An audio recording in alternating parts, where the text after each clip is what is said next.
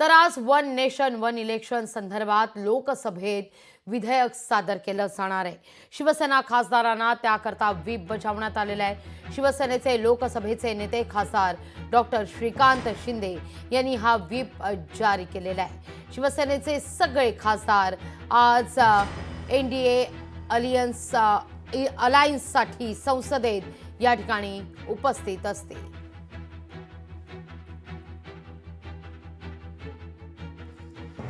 अधिक माहिती घेण्याकरता थेट जाऊया आपले प्रतिनिधी भूषण शिंदे यांच्याकडून। भूषण, आज महत्त्वाचा दिवस आहे। दिल्लीत सुद्धा जसं राज्यात आज महत्त्वाच्या घडामोडी घडतायत, दिल्ली सुद्धा अपवाद नाही आहे, कारण दिल्लीत वन नेशन वन इलेक्शन हे बिल लोकसभेत सादर होत आहे।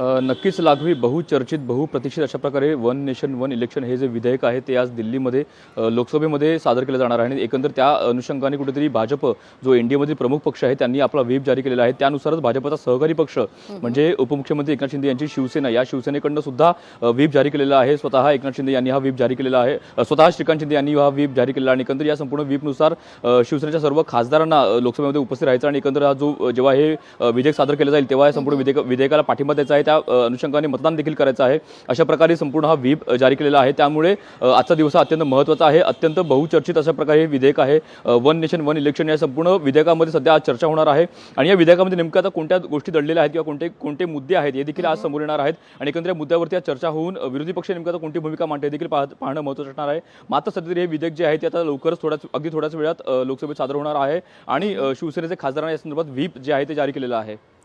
भूषण, धन्यवाद तुम्ही दिलेल्या माहिती करता।